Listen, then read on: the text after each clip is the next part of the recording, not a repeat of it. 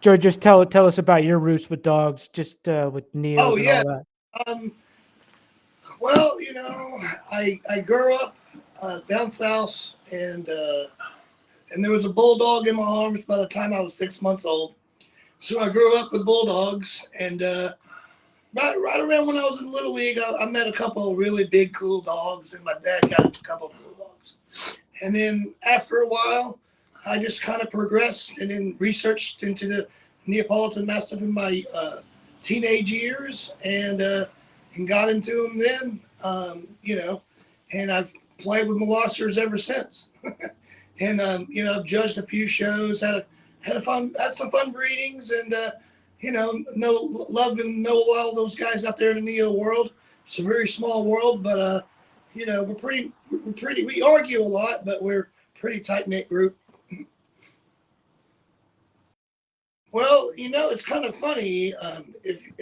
I was very fortunate to meet some really nice ones early, and you're looking at it, and it's like that's not even a dog. That's not a dog. It's kind of like it's like a little person in a suit, And a really nice one is like a big cat, and that's amazing. And then, how can you not be blown away by when you see a good Mastino? There really isn't anything close to him. A great one is way different than an average. Yes, there's a big difference between average and great as well. Huge gap. Giant, huge emotional gap. You're like, holy crap, there's those holy crap dogs out there, and they will move your soul. It's a good way to say it. Yeah, they'll pull your heartstrings. And then it gets into your skin, and it never leaves. Next thing you know, you have a few. How do they compare to the Corsos? Well, you're going to get him going. You don't want to get him going on the Corsos. You get Joe talking now. Go ahead. I will consider them a variety and not a breed. And there's a couple varieties in Italy, and then there's some American varieties, but they're neo crosses. That's what they are. You're gonna piss people off. Sorry, it's the truth. Well, I would want more neo in them than they got in them, to be honest. On average, there are some very nice examples of Cane Corsos out there that are really cool dogs. There are a lot of really cool Corso, but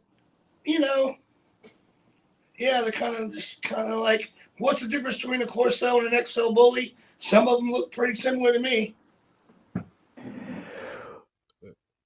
Well, I think Joe's thing is too is like, for instance, we've done a lot of crosses, as you know, and we have crosses out there that are 75% neo, and then there's a little bit of bull terrier in them, 25% or so. And some of those crosses, not all of them, but some of them, they would pass for a Corso easy. Like, I could walk some of those dogs into a ring of Corsos and win. I mean, they cut the tail off them, and it's close. It's real close. And so I think Joe just has me too. I mean, a good Corso is a beautiful dog. You just don't necessarily need one to make one. And that's what we're getting at. So that's going to cause a lot of controversy. A lot of people wouldn't want to hear that, but we feel that way about a lot of breeds. And we feel that way because of experience, because we've been crossing some breeds, and we've had other crosses that you would never know. It looks just like a Presa. I mean, it's close. And a lot of these dogs you never see, because I don't post them on the group, because they don't have the physical attributes that we're looking for. They're just in pet homes or wherever they're at. But it's almost indistinguishable. It's really, really close. So that's why he gets rolling, Right. Well, I'll just put it this way. Like, a lot of the histories of the Mastino are intermixed with the Cane Corso, right? And like, if you even Google Cane Corso, a lot of the Neo's history is listed on their breed. And I'm like, well, really, kind of Corsos are really just a new reinvention of something that was part of the same litter that the Neo was in the 40s. Like they would have Corsos and Neos in the same litters. So like that, it's a reinvention of that when you're crossing in, you know, Rottweiler, Boxer, and Pit, and you know a few other breeds too, with the Neo to make the breed. So I'll just leave it at that. Your fault, Sean, brought it up. No, and I did, and I knew I knew the answer because I have just my own research, and I know a lot of good Corso people that still believe in the myth and stuff like. That's one thing that I've bought in a lot of myths in my life, and that's okay. I find it okay. And if you're not hurting anyone, and if you're doing right by your dogs, it's okay to believe in a myth, but don't shoot the messenger when they. Well, there's tell nothing you. wrong with a good story. You know what I mean? Right. Yeah. You gotta have a good story. Well, like I mean, my Neo mentor Gary Travers, Thundermug, he was good buddies with Mickey Satilli, and that's where the American idea of the Corso came from, right? So I've heard a lot of stories about the Corsos over the years. Maybe true, maybe not. Well, they were whatever from the second hand from not Satilli, but Gary.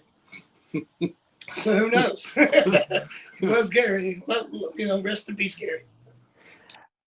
I recently had a guy on that kind of a controversial character that he fancies himself a dog trainer and a Corso guy that kind of blew the lid off of a lot of the myths, and I'm still getting a lot of hate after a couple weeks here about. Yeah, that's okay.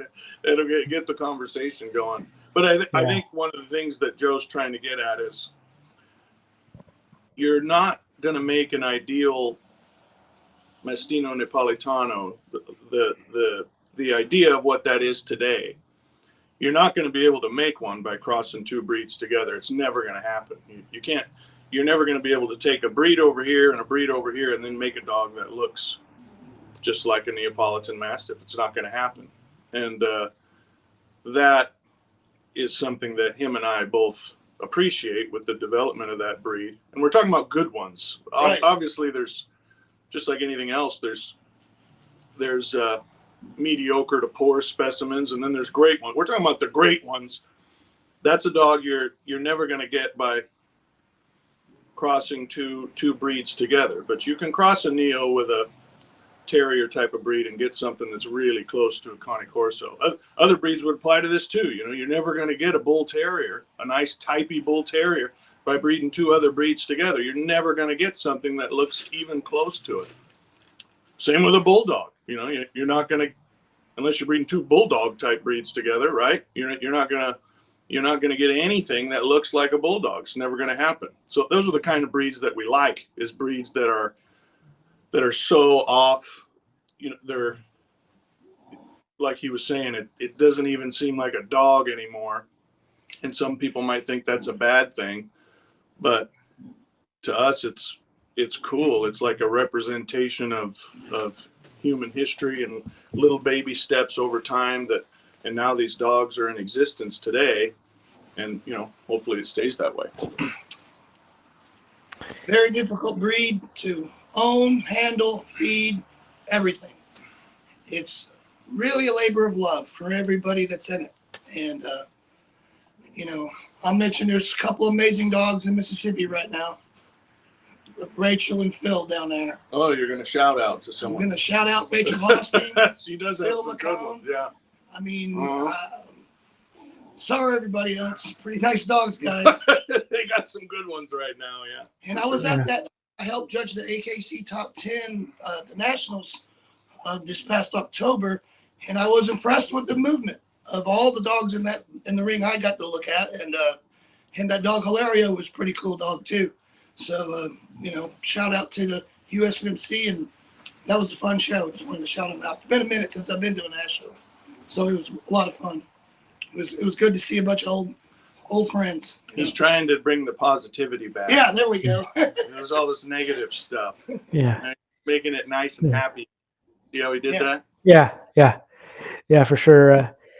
Well, and hey, a lot of science fiction 100 years ago is reality now. So Right. Yeah. that stuff can, and that's what we're trying to do. Right. So yeah, let's talk about what's going on with the Presa Mayo. How's that been going, and why Borble? Okay, the why Borble. I mean, the project's going well, I think. It's just little, this is most people have seen the images that I've put out there, the concept images, and we'll see how close we can get to that. That's a concept image. So is it going to look just like that? Is it going to be a little less? Maybe it's better. We'll see where it goes, but that's the direction that we're going. And you can see it in the dogs over the years. You can see it start to move that way. But everything is, I might have said this last time, every breeding is one step forward in one way and a step backwards in another, because you're trying to take this little dog, a little bull terrier, and you're using that dog to establish some head type. And then you're using the giants over here that have a completely different head type, and you're trying to to attain these specific traits from these two groups of dogs that are just on opposite spectrums of each other, and get what you want. So that's a tall order. That's a very difficult thing to do. And so every breeding, we're going to lose size on this breeding, and we're going to gain head type on this breeding. Then we're going to lose size again, and then we're going to have color problems because there's too much white in bull terriers, and there's all these things that are really difficult about what we're trying to do, because it's obviously not a generic looking dog at all. It has an appearance, or the goal of the appearance is extremely unique. And some of the dogs that are out there that we've already produced are already pretty unique. You look at Smoky Point, you look at Lorax, super unique looking dogs. And the world's a big place. I'm sure there's dogs out there that may compare to them, like, oh, they look like they could be related or something, but I've never seen one in person. As far as Borbles, I mean, it just makes sense. The good ones anyway are huge. A 200-pound Borble is not difficult to find. There's a lot of muscle tone that those dogs have. I love the necks on them. If you read the standard that we wrote, we want a long horse-like neck, and they got it. So the Borbles helped a lot in that way, and we've been fortunate. We've had some support from people in the Borable community, and it's on the low. It's not a public thing, but they've helped us out a lot. So that's much appreciated. Yeah, it's kind of good on the Borable. It seems to work. Some of those Borables can be pretty hot, and they can be a little bit maybe unmanageable for a lot of people, understandably so. For some reason, I was a little worried about it, but for some reason, when we combined it with some of the stuff we've already done, and I've used some hot dogs, like some terriers that are just high drive, and the temperaments are pretty even, nothing too crazy. I mean, I wouldn't say it's a beginner dog by any means, but they're not hard for us. They're pretty easy to manage. So they'll just do what you want them to do. So it makes that, I think that's positive. I think that's a good thing that's just happened by osmosis. what's the size of these dogs that do you think they'll be turning out with this current mix? It depends how much Mastiff genes are in there, because we have two breedings that we've done that are out there now. One of them with all three breeds involved, and that's not really a secret anymore. People know what we've been using. I kept that a secret for a while, but eventually I just felt that wasn't as beneficial as I thought it would be. So like a dog like Smoky Point is 60% Bull Terrier, and the rest of him is Boerboel and Neapolitan. So how big's he going to get? What is he? He's probably 105 pounds now or something. So At a year, 110. 110 at a year. So he's not going to be as big as we want them to be, but that's what I was talking about, in incremental steps, right? So he's a lot bigger than a male Bull Terrier, astronomically larger. He dwarfs Joe Moore. And he's not done growing, but he's not going to be 160. He's not going to be this 160, 170 pound male that we want to see. And then we have another cross that we recently did. That's the same breeds involved. I sent you a video of the puppy that we kept, little 4-month-old male pup. And what is he? He's 50% Boerboel, 25% Neo, and 25% Bull Terrier. So he'll probably hit the size marker, but the head type's not quite there. Makes sense, So it's but an otherwise magnificent animal. Back and forth thing. But he's awesome, and his head's cool. It's interesting. It's unique. Yeah. It's not. It isn't. It isn't something you see all the time. So it's just you can see it. You can see it move in the right way. It's only 4 generations deep now. I mean, our first breeding we did in 2016, I think. That's when the actual first breeding happened. And we've just had 1 or 2 litters a year since then. And, if you do the math, 4 generations is about right since then. So that's 8 years. Mm-hmm. You got to wait till a bitch is roughly 2 years old to breed her. So that's right on track, Right. And could you guys talk about the standard that you created and what the end game looks like? I'm not asking about like the creation side, but just what the size of the end game looks like for you guys. Well, we have posted the standard on the group. If you go to the featured icon at the top of the group, the first thing that's going to pop up is the standard. And that's certainly subject to change. It's a high level. As the years go by, it's a general guide to what we're trying to do. And I can't even remember the exact numbers that we wrote, but basically we want to see females right around 120, 130, males 160, and bigger is okay. That's not a bad thing at all, as long as the functionality's not lost. But I think those parameters are good. If I'm looking at a 160 pound male, that's a size that's big, it's impressive, but it can still do everything. It's not so big that it loses its function. But hey, I've seen some Boerboels that are over 200 pounds that are total athletes. So it's certainly possible to breed a dog that's humongous and still move well and be powerful and maybe jump in the back of your truck, anything you want it to do. I mean, obviously considering its size, but I've seen Boerboels that are over 200 pounds that are more athletic than dogs that are 120 pounds. It's so just a well-bred dog. And just so everybody knows, humongous for us is 200 pounds. That's big. That's humongous. Like that might be 120 isn't that big. Yeah. To us. Right. Yeah. That's a cool dog, I guess. Sometimes.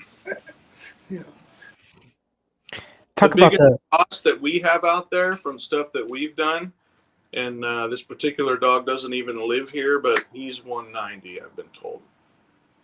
He's 75 Neo and 25 Bull Terrier. You would never know there's Bull Terrier in him unless we told you. You can kind of see it in the eyes a little bit, but heavy Neo in type. But he's a big one. But none of the dogs we have here are pushing that kind of size. Talk about how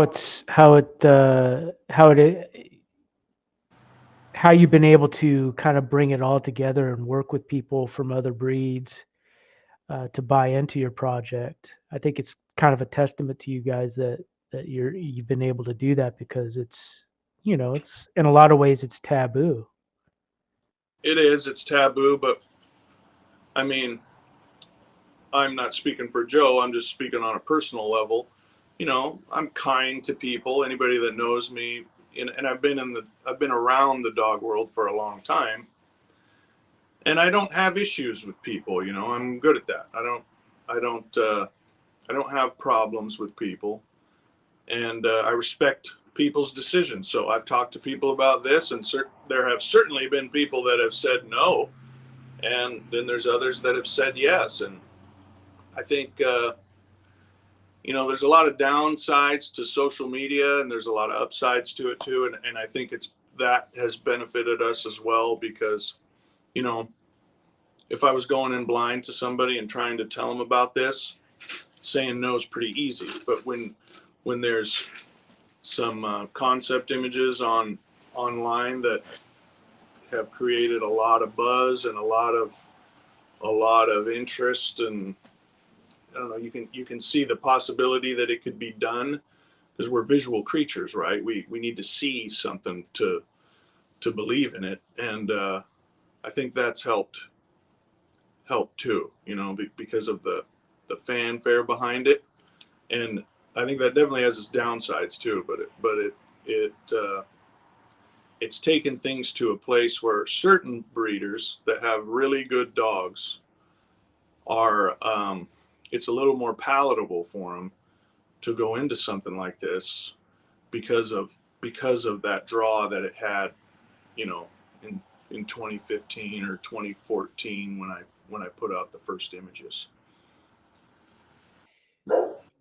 Talk about how important it is to have like kind of a network of people too, to kind of have guardian homes and all that, and how is that being managed, and the ups and downs of having multiple dogs out there that are part of the project. Okay, that is tough. That's really hard. Okay, because this is how it goes. Almost everybody that messages, very few people message us and say they want a dog just as a pet. And those are the kind of people we need more than anything else, is people that just want pets, because with something that's this difficult, not every dog that is resulting is worthy of moving forward with. There's pets. So that part of it's difficult, because everybody wants to be, part of the project, and they want to do something with it. But that's not really reality, because once I explain to them what that's going to entail, that's a little too much work. If you want to be part of the project, then you just got to do all the same things that we've done, and that's a lot. That's not just buying a puppy from me and breeding it someday and filling your pockets full of money. I think that's like the dream that people have or whatever, and that's not certainly not the way that it's gone for us. This has not been profitable at this point. I'm confident that it will be someday, but I don't really care if it is or not. This is just, it's a passion, and I think it will go that way. But if it doesn't, I don't care. But I'm a bad salesman that way, because I just give the customers the worst. Oh, you want to be part of the project? All right, well, get ready to fail and lose money, and you're going to have to pay me to buy a puppy that might not even turn out, and then you're going to have to buy a dog from somebody else probably to move forward with it, and you don't know anybody, or you don't have the connections to do that, which I can help with, but you're going to be in real deep real quick before anything could even possibly work out for you. You still want to buy a puppy? And they don't. because I just give them the real deal, So the people that have bought puppies from me that hopefully will be used in the future, that hasn't happened yet, except for with one person. There's only one person so far. Am I missing anybody? Just one. That's one. We've sold lots of dogs to be part of the project and everything, and there's only one person that's actually done a breeding and done something about it, done something with it. Right. So there's lots of buzz and people get excited and everything, but when it comes down to doing the real deal, when it comes down to getting your hands dirty, one person, that's it. And those particular people are pretty close to us now. We're good friends, and they know what they're doing. You know, they have the they have got the it together. yeah, they have the dogs and the ability and the they have animals that are quality, excellent, really, in order to move forward with. Yep. But Say the least. you know, that is really difficult, Sean. I'm glad you brought that up because most people say something exactly the opposite of what they really mean, and that is just normal human behavior. I totally get it, but really the biggest support that we could have at this stage in the project is pet owners. That's the best, you know, and I'm not even upset that some of these people that have bought dogs and haven't done anything with them. That's okay. We're doing stuff. That's what, you know, that's on us more than anybody else. So, but you know, the dogs are in good homes. That's good enough for me. But those are the, you know, it would speed things up for sure if we had more people that would actually do something. But I'm not particularly worried about the speed or anything. I'm enjoying the process on a personal level. I know Joe is too. So far, pretty much all the selection has just been our eyes. Just us, yeah. But and it'd be nice to have somebody take a couple puppies and sure, then select their way just to see where it goes. It would be good. I don't really trust anybody with that yet, but it's getting there. Yeah. We're getting to that place. It's just got to be someone that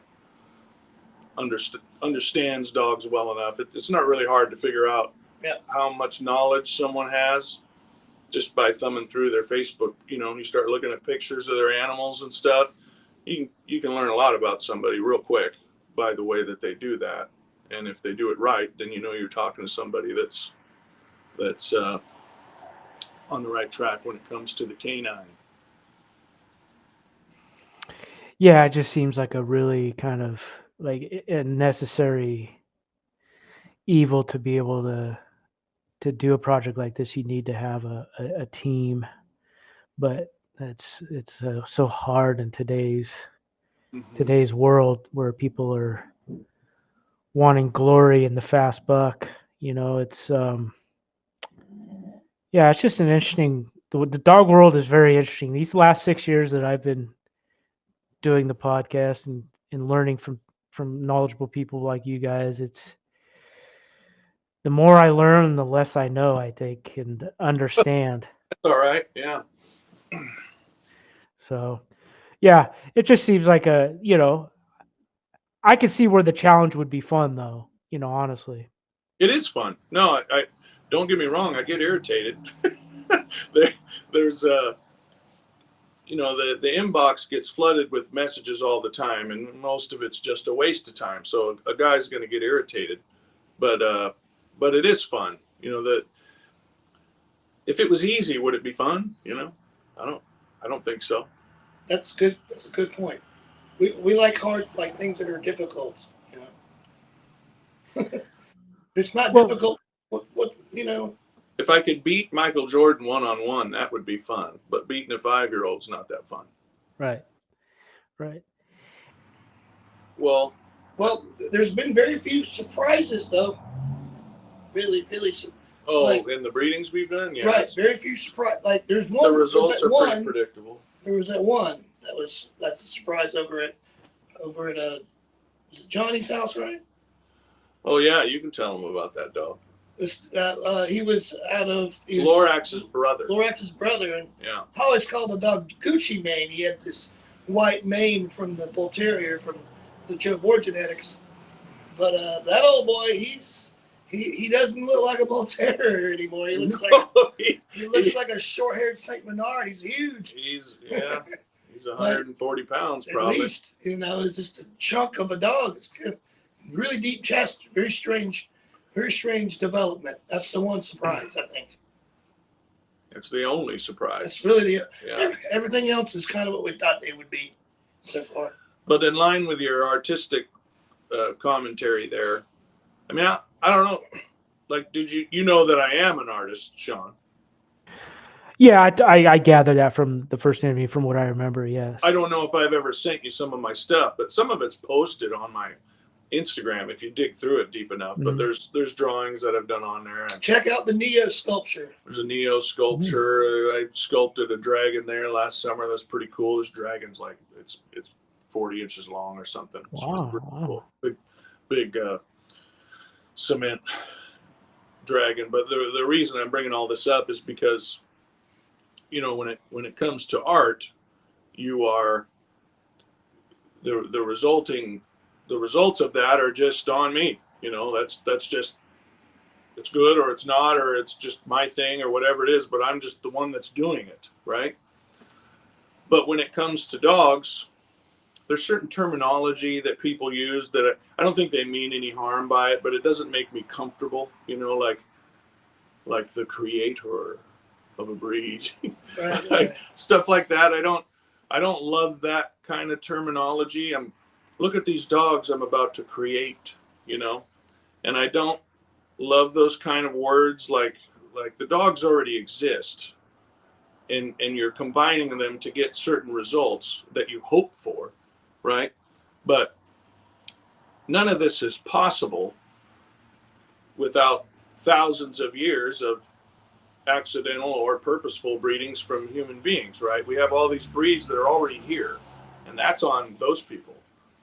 And now we're combining the work of others that people have already done to develop a new breed. I like the word develop a little bit more. The creating word is a little too lofty for me. I don't love it in this spectrum that we're talking about.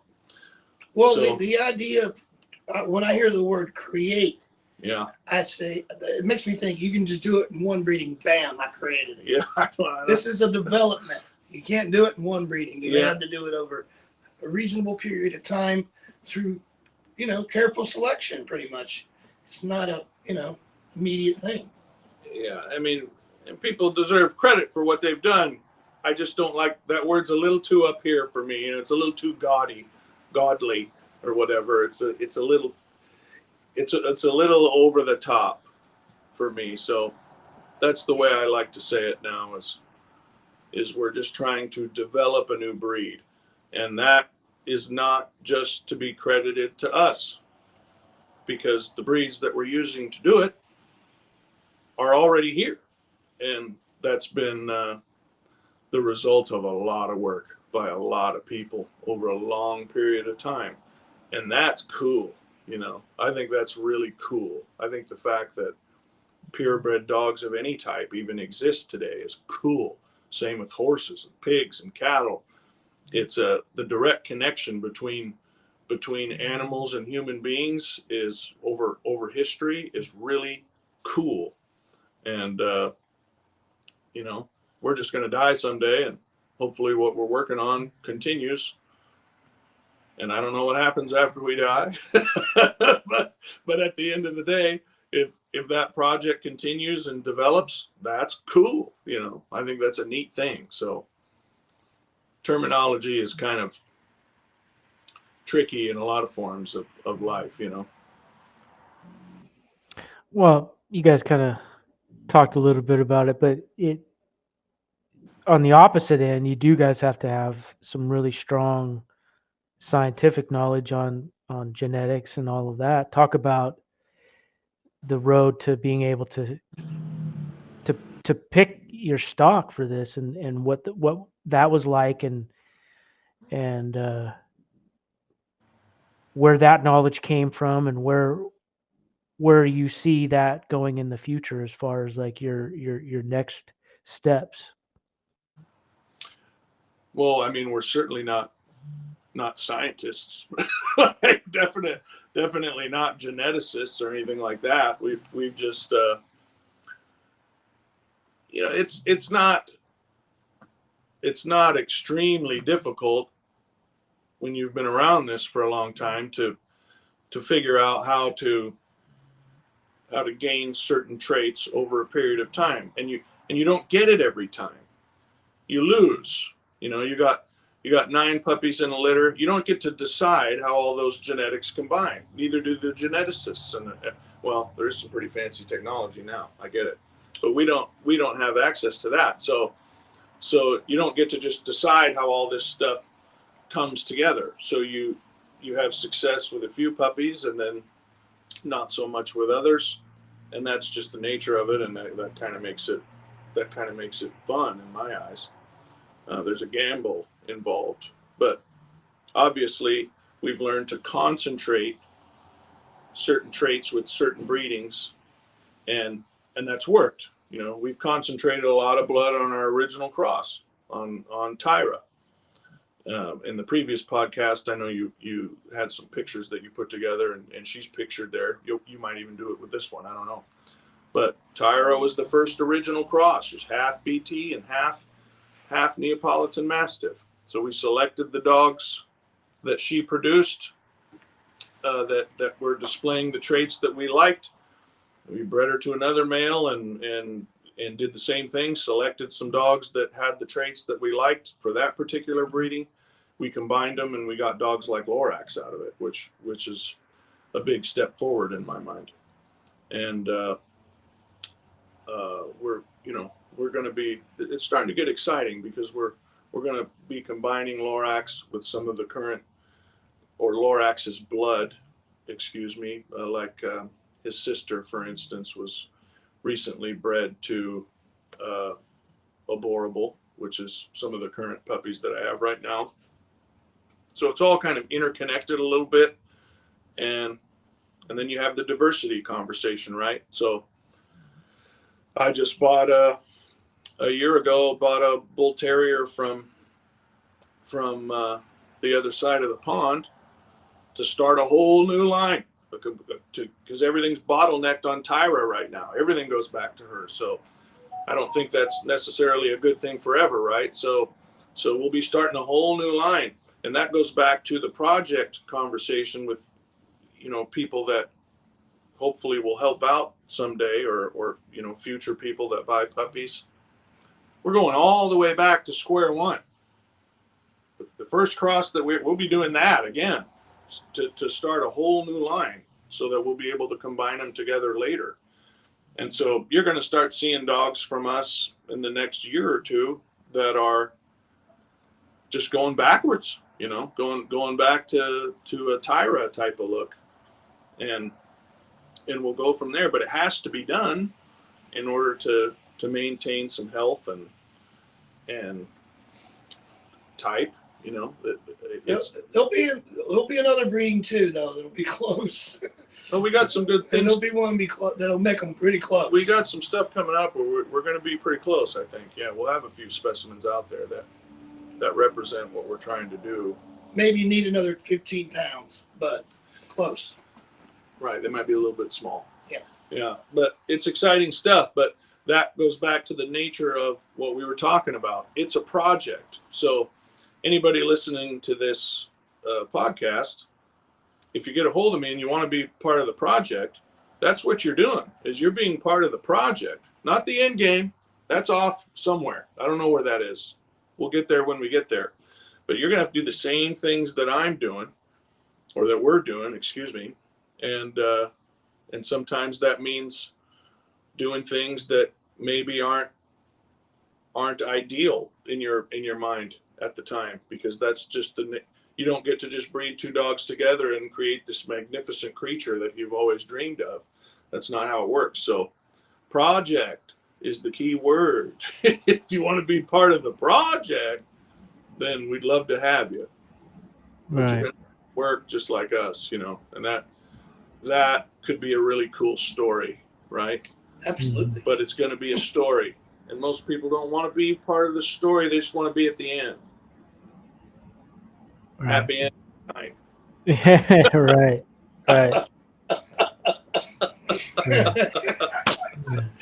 We know enough about genetics to almost be dangerous, but it's more of an art. It's more of the art and the pedigree of the dogs. Well, I'm just saying, you start quizzing me on alleles and stuff, I'm probably going to fail. You know what I mean? You start getting into that conversation, I'm not like, that guy. Like the pedigree knowledge is deep. Right. It's like we're just making choices based off of physical specimens, you know. Yeah, phenotypes. This dog has this look. We're pretty confident it'll produce that look based on where it comes from. A lot of it, I don't know if common sense is the right word, but it makes sense. You know, it's maybe not sense that everybody has, but it makes sense. And don't breed blind. Like, know as much as you can about the dogs behind it.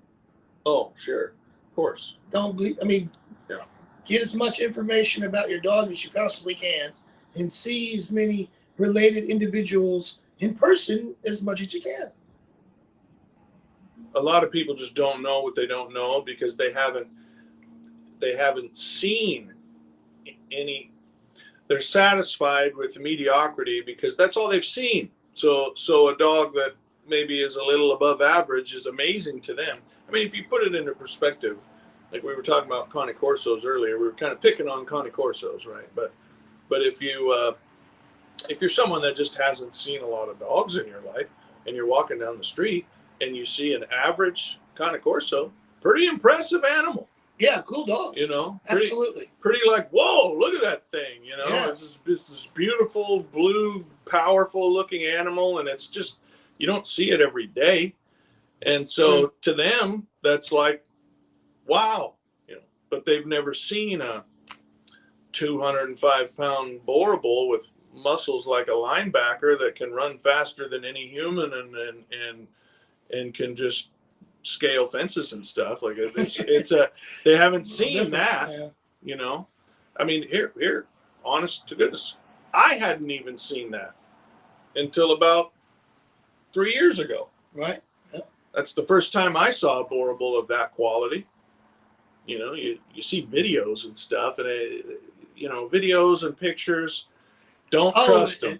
Don't ever trust them. In person only. Because a really good Boer bull, it's almost impossible to capture on video or camera. It's crazy how that goes. It is crazy. Like, they're way more impressive in person. A gentleman that actually, this goes back to the social media stuff that's benefited us, is a certain gentleman contacted me. I didn't reach out. He contacted me and said, "Hey, you know, I like what you're doing. I'd like to help if I can." You know, he goes, "I don't know if what I have would be any good." He sent me some pictures, and the dogs look pretty nice. They certainly weren't trash, you know. And I'm like, well, seems like a nice guy. So I took a trip. You know, I booked a trip, and I went and visited this guy. And he showed me some of the most amazing dogs I've ever seen in my life, and I never would have known it by looking at those photographs. I never would have grasped the presence of those animals by looking at those photographs and even video. It just wasn't the same. And so I got fortunate there. I got lucky because, you know, someone approached me that I never would have approached otherwise. And I never would have been able to figure it out from a picture or a video. So that's the nature of things. I mean, you know, if you're someone that really wants to get into dog breeding and you want to do it well, like Joe was saying, one of the best things you can do is go see dogs, travel. Yep. You know, invest your time and energy into seeing specimens more than just a goofy video or whatever. Yeah, put your hands on the dogs, people. Put your hands on them. Go to dog shows. Go to national shows. Yep. That's a lot of time and investment just to decide on what to buy in the first place. I get it, but it'll make a difference. You know, putting your hands on dogs always. It'll save yourself some time, you know, by trying to fix all the mistakes you made because of your ignorance in the first place. You know, that's my little 2 cents. If you're brand new, you know, get out there and start putting your hands on some animals. And once you think something's great, keep looking, because you might find something that's way better, and you just don't know that it's there. 6 months ago. The other way too, right? They can look great in a picture, and then you see the animal, and it's just mediocrity, you know. Yeah. And that's another you know, when it comes to someone that's trying to present their animal, learn how to do that correctly. You know, show the anatomy of the animal. Learn how to you know, me and Joe post a lot of pictures. We've gotten really good at this, but learn how to position the dog in the sunlight in such a way to where it shows the physique of the animal, you know, shows the muscle tone.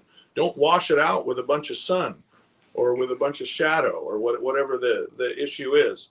There's a lot of nice dogs that we bred that are with people that you never see because they don't know how to take a photograph. And so I'm not going to post, you know, they send me these goofy pictures, you know, and I know the dog's nice, but I'm not going to post any of that stuff on the group page because the dog is not represented well. You know, it's not fair to us, really. It's not fair to us because we're trying to present something that's great. And I know they have that, but if you send me a picture of a dog laying on a couch or looking up at you in the kitchen because it wants a treat, I'm just done. I can't deal with that stuff, you know. So it's important to learn how to present the animal the right. It's not that hard. Watch a few YouTube videos. Learn how to stack an animal, you know. Learn how to present it.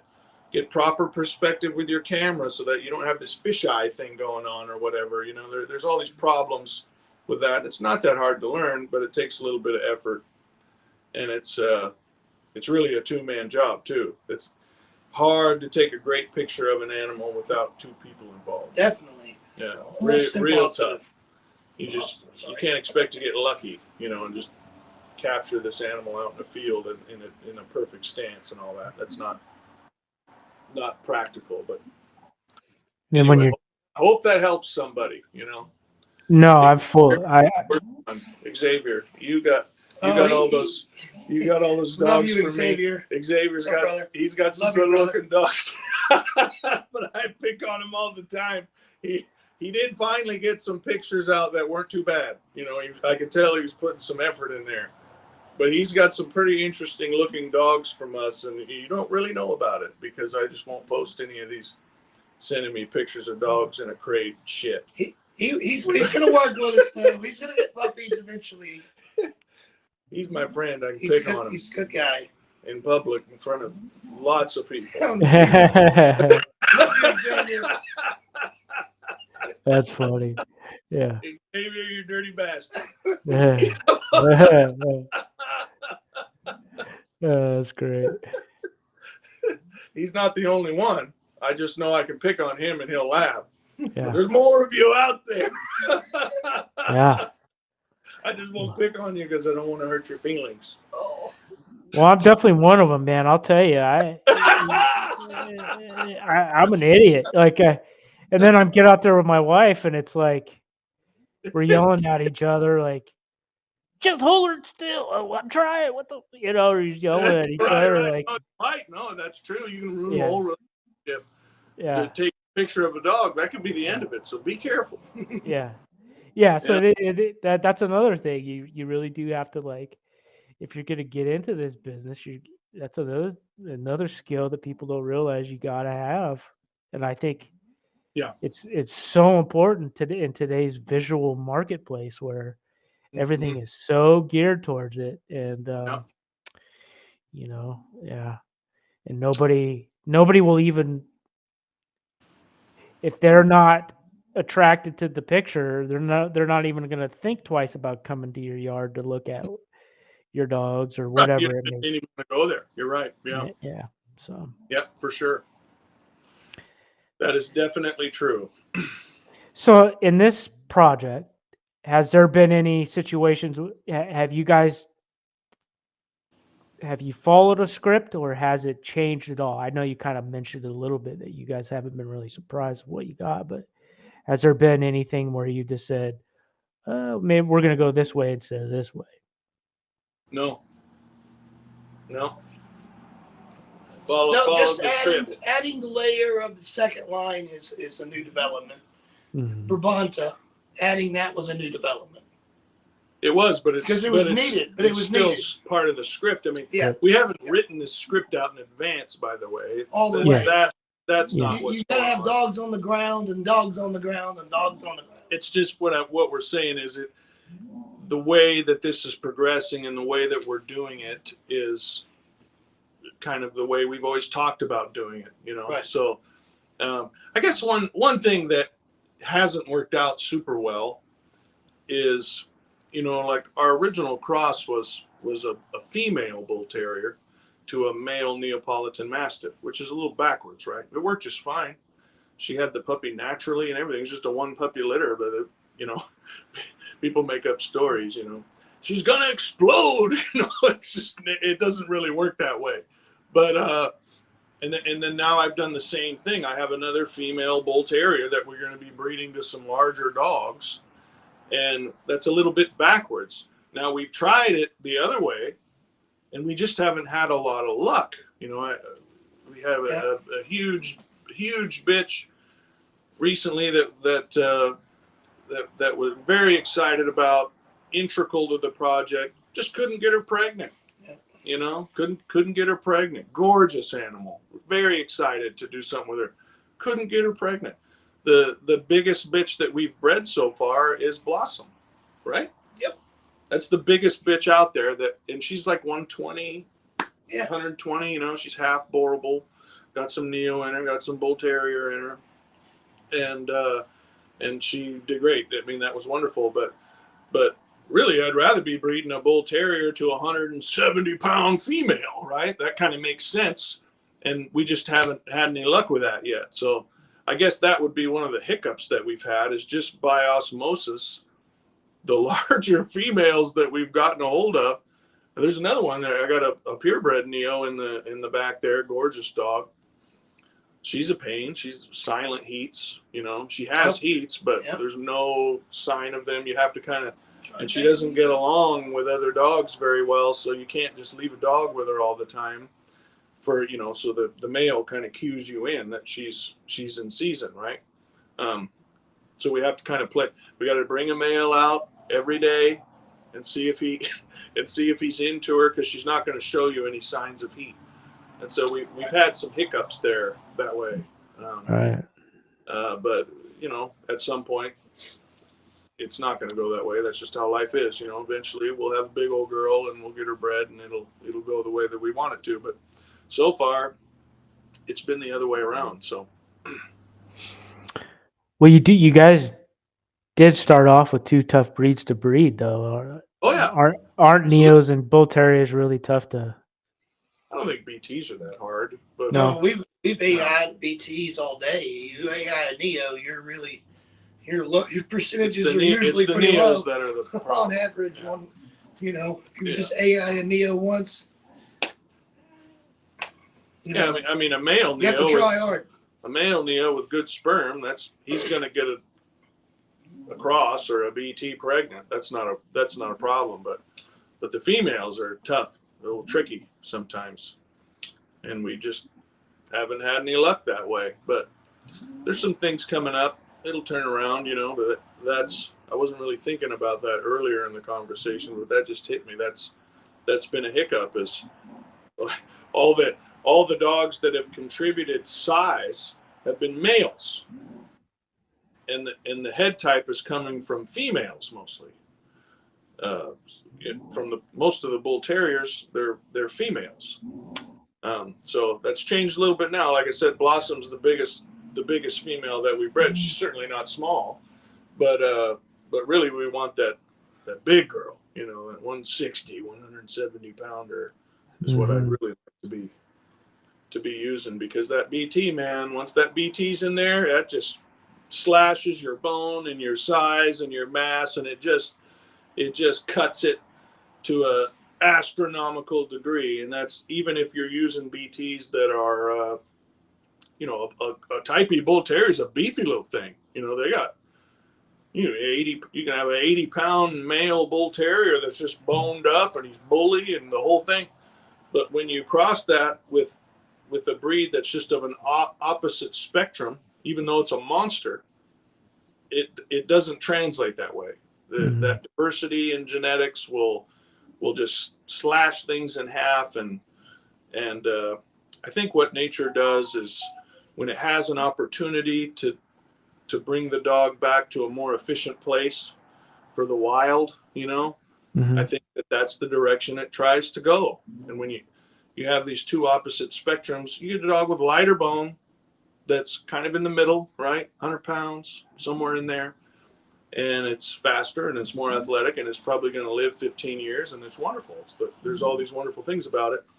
But there's specific aesthetic goals that we have that's going to take time. You know, that's going to take time and concentrating certain genetic traits from each specimen in order to get what we want. You know, and that just makes sense. Right. Any breed that, I mean, John, you like bulldogs, right? Mm-hmm. Think about how long it took. Really go back, even before bulldogs were even an actual thing. Like I don't know where that really started. You know, we have the bull baiting and the whole thing, but how do you go from a wolf to a bulldog? Think about that. Think about how long that took and how many dogs it took to do it and concentrate this certain look. And there's certainly genetic things involved in a bulldog that nature would never do on its own, ever. Never, ever, ever, ever. There's a lot of breeds like that. Any bulldog breed, really.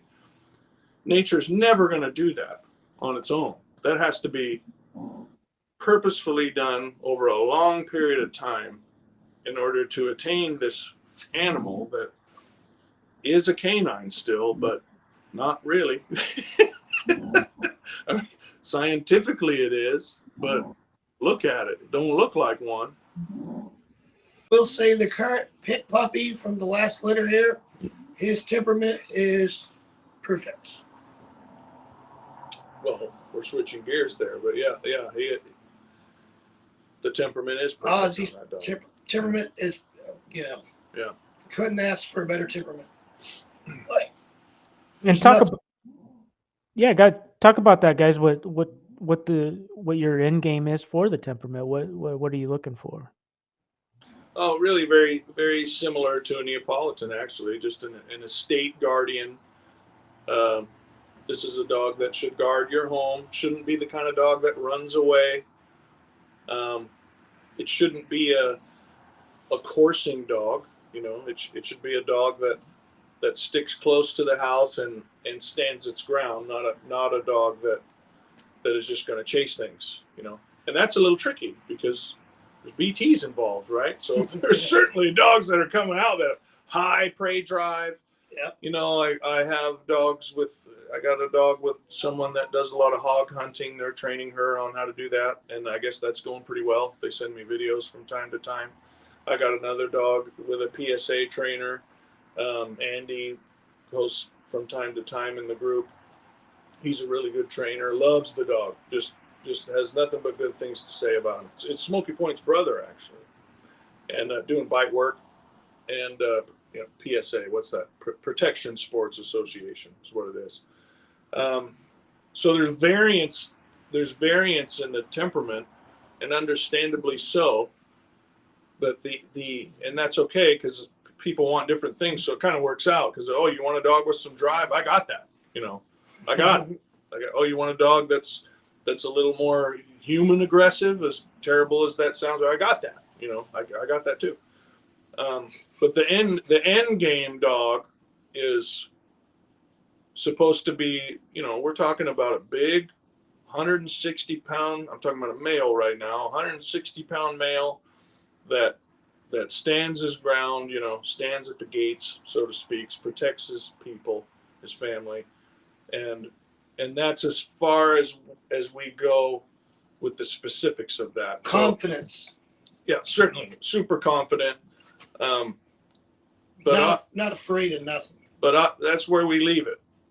But obviously that has other applications, with, there's a whole working dog community that I'm not part of that obviously could take some of these offspring and apply their virtues in whatever they want to do it with. It's just we don't get real specific into, if it can be part of PSA, or if it can be a hunting dog or whatever, you know, just natural guarding tendencies. And if it has that, then I consider that a success if the appearance goes along with it. And that opens up a whole new can of worms, because some people, you're just breeding for looks. Well, I like things that look good. I think looks are pretty important, you know. I'm not just breeding for looks. Just by osmosis, the dogs that we've chosen have very strong, confident temperaments. But I didn't choose them because of that. I chose them because of their physical attributes. And they just happen to have those as well. Now, if they were just meek, mild, submissive, you know, submissive peers or whatever, I probably wouldn't have used them. But oddly enough, when a dog has a poor personality, they don't look as good because they don't present themselves as well. It's the confident ones that, you know, you can have two dogs that are clones, and one has a great temperament and one that doesn't.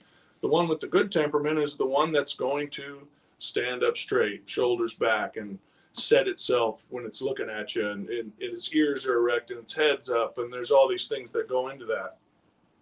So, you know, aesthetic appearance is certainly important in this project because it's the only thing that's going to separate it from the 10 million other breeds that are out there. There's already lots of guard dogs.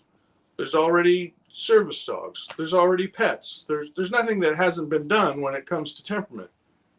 That's all been done. So the only thing to separate it from any of that is aesthetic appearance. So that's important, and that's valuable. And you know, who wants a dog that they don't want to look at? Not very many people.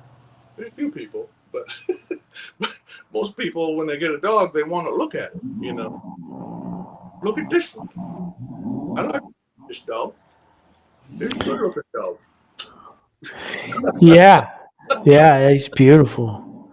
This is a good looking little dog, you know. And sometimes I just come in here and I come home from work. She's looking at me, and you know what's happening? I'm looking at her. Yeah, You know. yeah. Yeah, she's a little house dog around here. How much does she weigh? You know, 54 pounds or something. Yeah, see, that's She's just perfect my little size. bully. She's How one old of is the she? best dogs I've ever owned. 6. Wow. Just turned 6. Yeah. You just turned 6. All right. But I don't know if you'd be around here if I didn't think you were looking good. Yeah. Dog. Queen of the house. Charming little thing she is. I like some of those ugly ones that are so ugly they're cute too. So Well, there you go. There's a point there where exactly. But that just goes back. You know, the world needs different kinds of people. Diversity is good. So if you're the kind of person that wants to save an animal, you know, that's got one buggy eye and a crummy temperament and skin problems from the local animal shelter, that's good, because we need people like that. Very important. You know, if you're the type of person that has a mentality that wants to just save a dog that's in need, that is wonderful. The world needs people like that. You know, and then it also needs people that are breeding dogs with a purpose. And what it doesn't need is people that breed dogs that aren't wanted. That's what it doesn't need. So if you're someone that is making the choice to breed animals, make sure that you're doing a good job, because there's already enough animals out there that people don't want, you know, and that's a sad reality. And I battle with this in my brain sometimes because of what we're doing, right? We're breeding dogs, not a lot. We're only doing a litter or 2 a year. And I think that's honorable. given what we're trying to do. But too many dogs in the world. So if you decide you're going to bring some into the world, make sure they're good ones, because if it's just mediocrity, what is the point? Just go to, and that's an argument, because some people would say, you're just breeding much, Chad. You're breeding mediocrity. Well, I mean, let's just walk down the street and see the reaction we get with these mutts of mine, and then you'll realize real quick that it's not mediocrity. These are dogs that grab people's attention. The little hairy mutt from the shelter, you just walk by, hello, good morning. But when I walk by with one of these creatures, what is it? I've never seen a dog like that before. Wow. Can I get your phone number? That's how that goes. So if you're going to breed animals, I think that's the mentality you need to have, is you need to be thinking in those terms. Breed animals that people want. That's very important, because there's already enough out there that people don't want. So thank goodness that there's people out there that do want those dogs. Wonderful people. Not picking on those people. We need you. We need you badly. But you also have to have people that breed good ones, because the good ones are really rare. It really is. I mean, rare. That's a rare thing. So bring the rare ones into reality, I guess, is what I'm trying to say. That also brings a subject that we could talk about in depth at a later date, but also is very important to me, that the deeper that I get into researching and talking to people, is you do need to be able to recoup some of your blood, sweat, and tears and your money.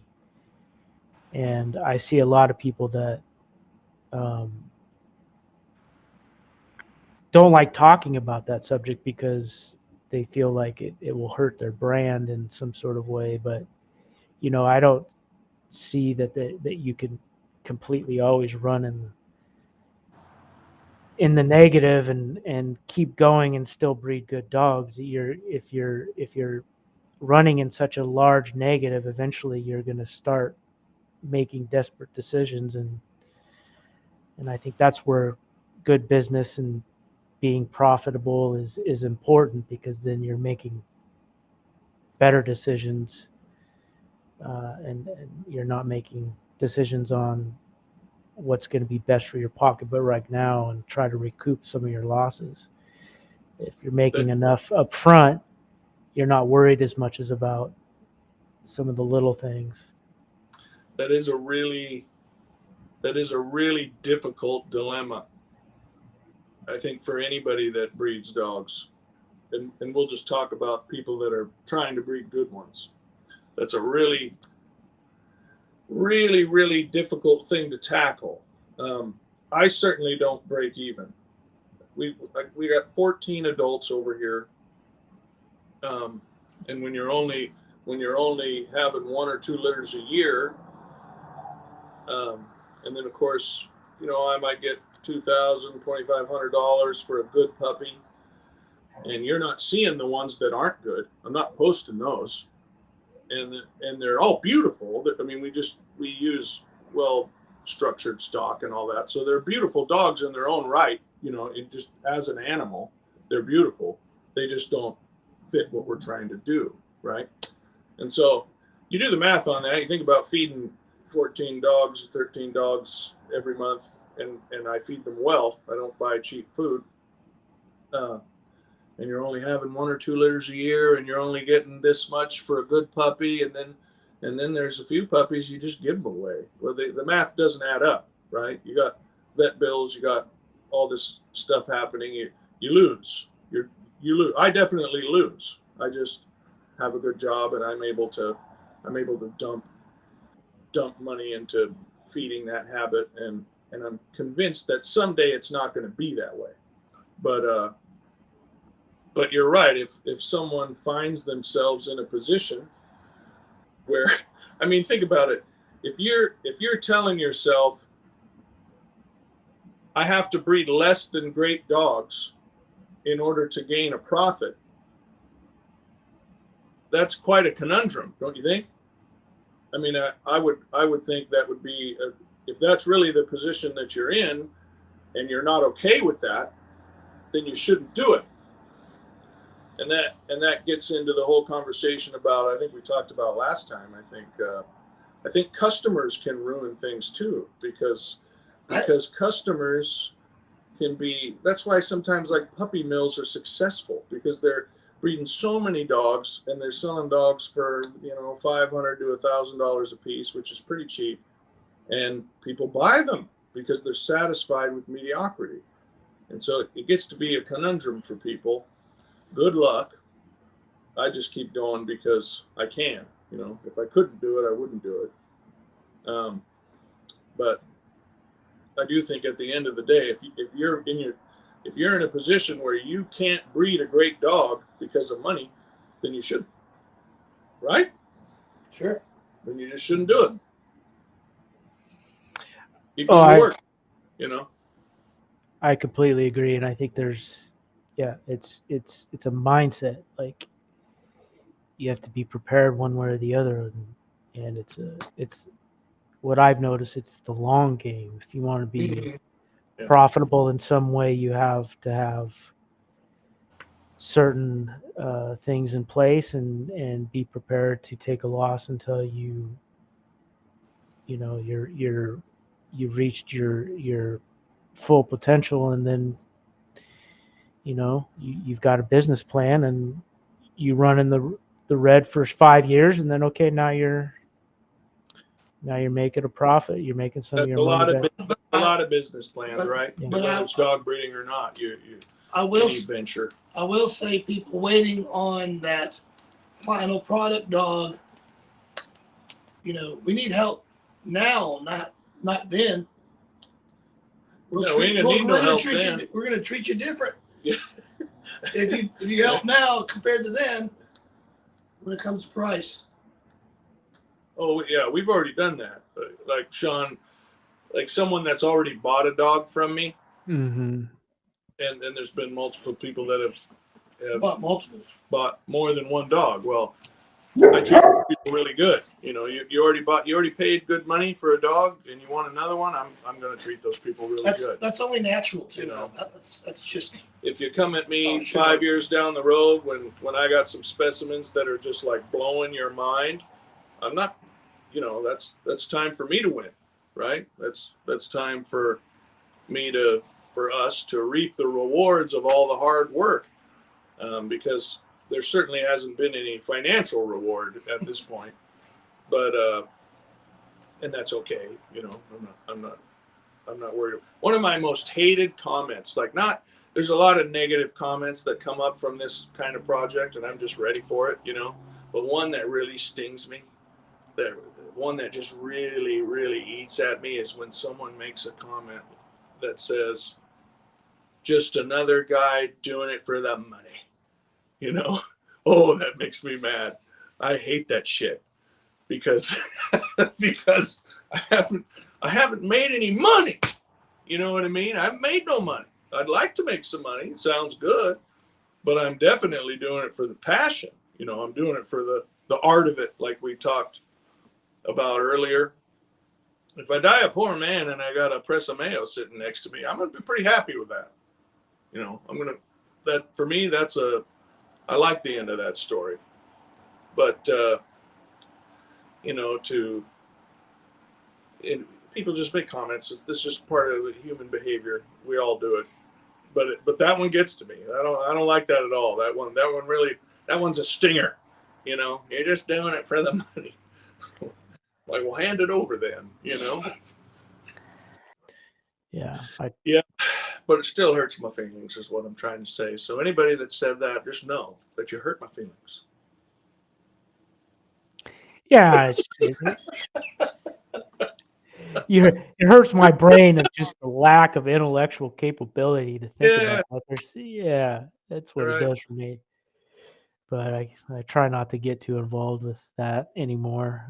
I think what it is like, you know, in social media, we don't all know each other on a personal level. I know myself on a personal level, and I pride myself in being a good human being, you know, just a good human being. So comments like that attack your character.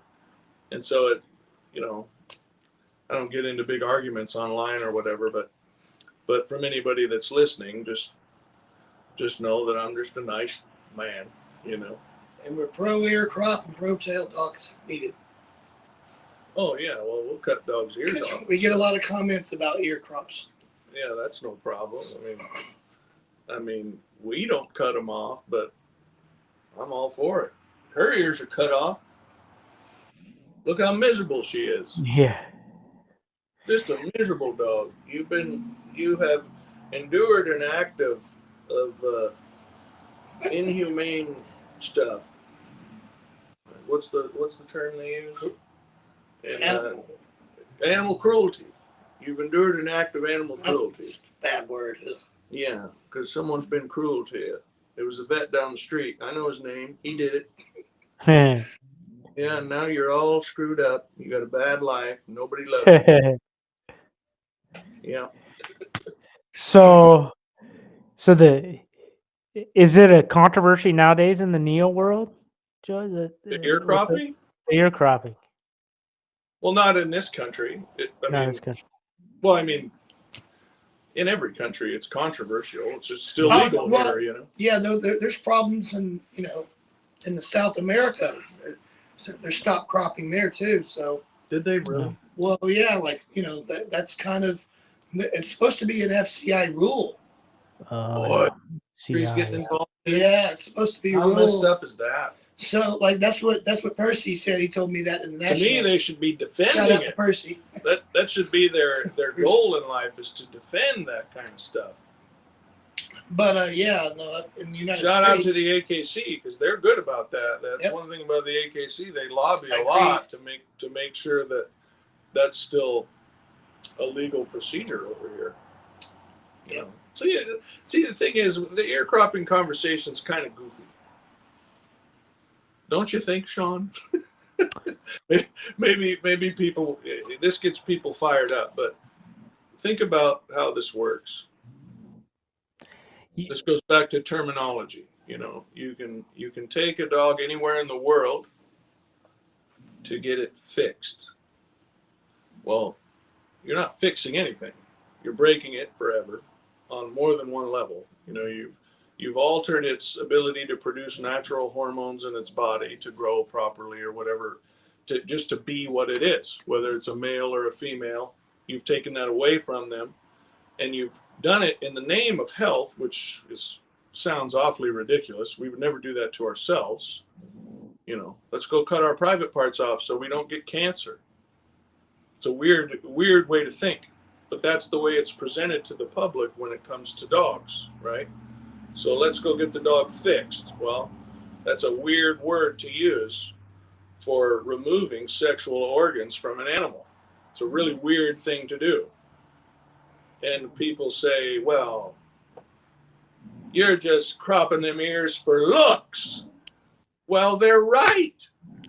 We're doing it for looks. It has prevented injuries in the past. Yeah, but that's not why we do it. You know, agreed. It's to improve the. You know, there's working dogs, and they're going to get their ears chewed off anyway. You know, there's all kinds of explanations, but that's not really why we do it. The general populace that's cropping ear, they do it because of looks. Sure. Now, what's wrong with that? Nothing. Nothing. Looks are wonderful. Women go out there and they put these big old boobs in themselves and stuff. It's wonderful. Butt implants and tattoos and all kinds of stuff. What's wrong with that? It looks great. Go do it. You know, the dogs, you remove a little cartilage from their ear when they're puppies. They wake up. I hope people enjoy this. They wake up from the anesthetic, and the anesthetic wears off, and the puppy's running around wagging its tail. I'm sure it's in a measure of pain, but it doesn't really seem like it. They're running around wagging their tail, ready to eat. You know, put some food in front of them, blah, blah, blah, blah, and they got these ears that have been cropped everything, and it looks so much better Yeah. on certain breeds. And how can you say,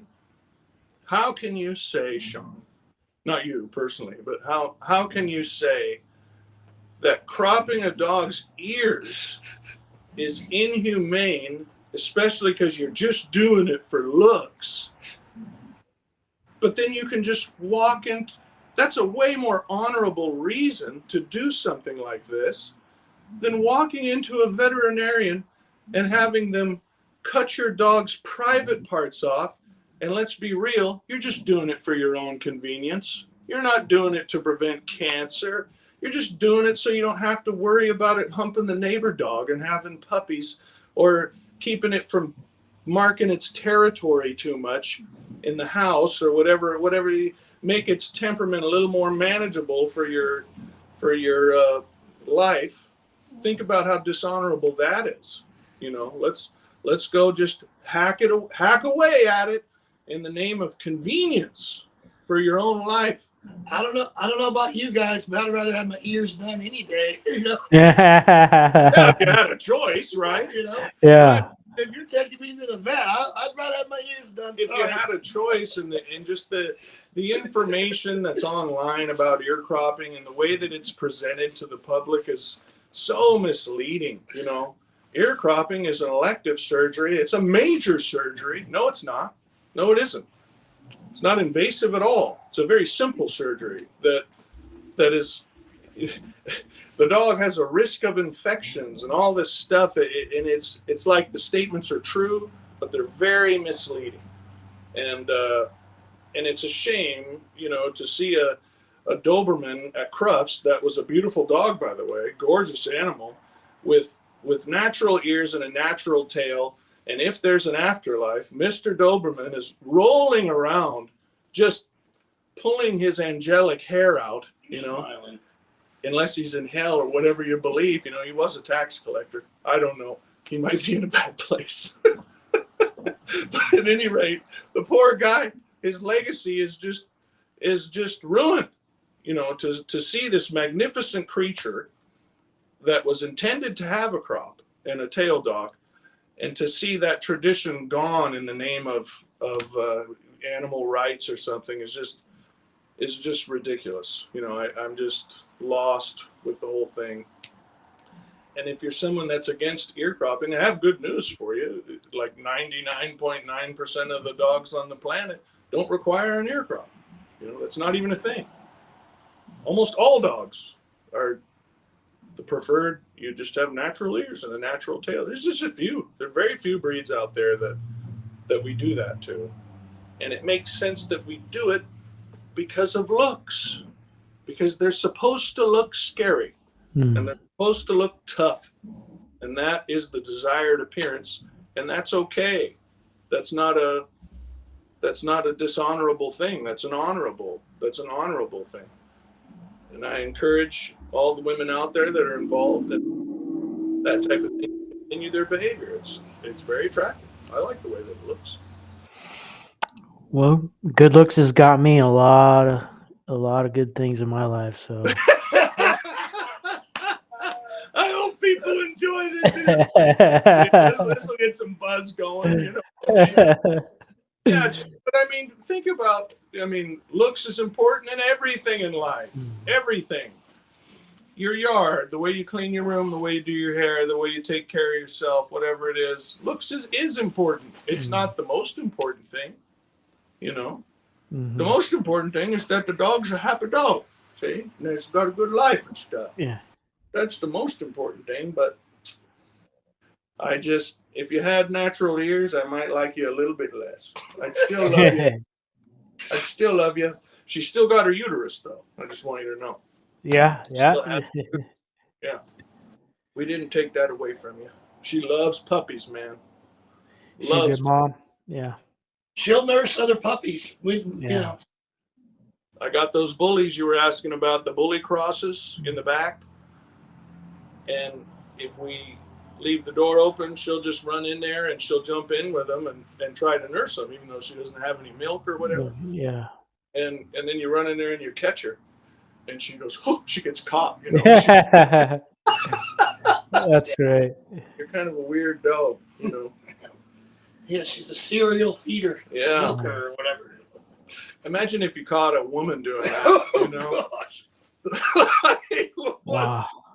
what if your wife had a child and then her friend came over and you walked into a room and her friend was just sitting there, you know. She knows it's inappropriate behavior is what I'm talking Yeah, right. She's just been caught. Yeah. You're a So weird talk dog. about these little bully crosses that you got going. What spurred this on? It was because yeah, we got off tangent, but it just turned into a comedy show for a minute. Yeah. No, we you know, I've been to a few bully shows lately. I've judged some shows, and man, Sean, in that community, it's not good to me. You know, I tallied up. I was at a show a while back, and I tallied up how many. This was a bully show, so we're talking about French bulldogs and American bullies, and there were a lot of exotics there. And oh, he brought one of the puppies. Well, here's one of the puppies. He's Look pretty at cute. But anyways, there's a lot of structural issues in that community of people that aren't being addressed. And I picked one thing. I was like, okay, how many dogs can I find here with a strong hock joint? If you don't know what that is, you can look it up.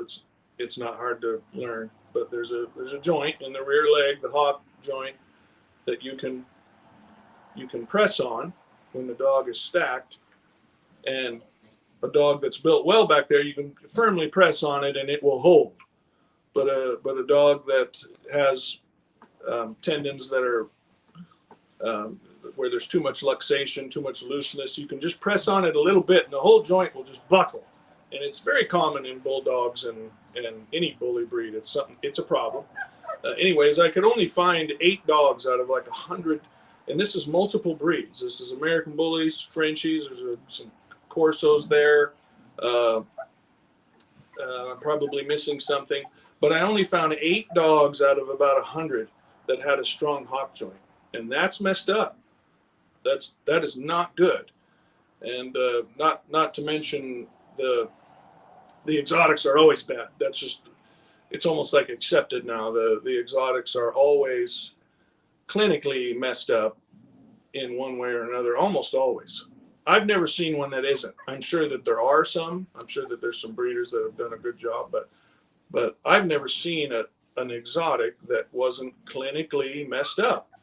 Elbows flying all over the place and patellas swimming around in their joints. They can't walk around the whole ring without looking like they're going to collapse, like literally. So anyways, I just thought to myself, well, I just don't feel like it would be that hard to breed a dog with a freaky appearance like that is conventionally sound. And so that's why I did this breeding. It was just kind of an experiment. We'll see how it turns out. I know that it will be a success as far as the dogs being built well for the most part. I'm sure there's a puppy or two in there that will have slipped hocks. That's just gonna happen when you're dealing with bulldog blood. But overall, they should be able to move well and be sound animals. And so I guess the question is if they're going to be freaky looking enough, if they're going to have enough wow factor to make that make sense. But it was more of just an experiment to see what would happen. And interestingly enough, the mother is an American bully, and the father is a shorty bull. And some of the dogs, like this one, I mean, this would just pass for an American bully. You would never know. Yeah. I mean, you'd never know. Makes sense. Where did American bullies come from? Pit bulls and bulldogs being bred together, Amstaffs, bulldog breeds. So the puppies that are back there the same breeds are involved that make up the American Bully anyway. I'm just being honest about what we've done in this specific situation, but this puppy, you would never know. That's just an American Bully puppy. That's all it is. Good looking little pup. You go grab one of the freakier ones. Here, take What do you think? Do you think you'll get micros and exotics, or is that kind of what you're looking for? Or Well, I mean, I'm being pretty general in the way I talk about this because right, nobody even really knows what an exotic is. That's a really weird conversation. Yeah. It's almost as if it's freaky looking and it's fucked up, then it's an exotic. But if it's built well, it's a micro. a Jordan Bull or it's a American Bully or something. So I have an issue with the exotic community. I think they need to do a better job, and I think it could be cool. You know, I think that it could be a really neat thing. Like here's one that has a totally different set of the gene pool, right? Mm-hmm. Way more bulldog. And then this guy. Oh wow!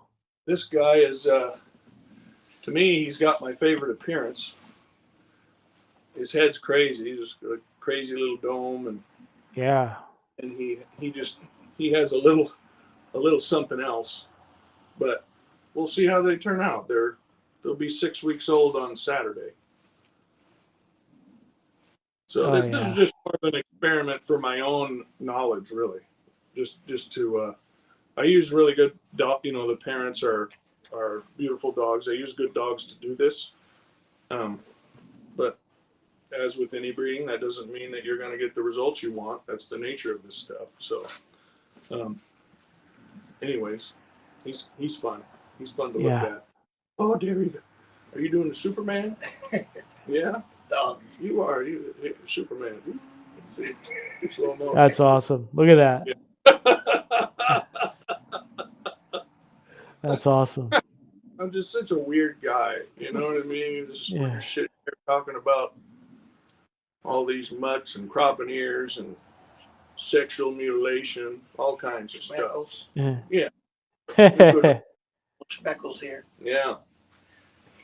Well, I like both of those. Yeah, you can tell that one's going to be. They're fun to look at. They're cute. Yeah.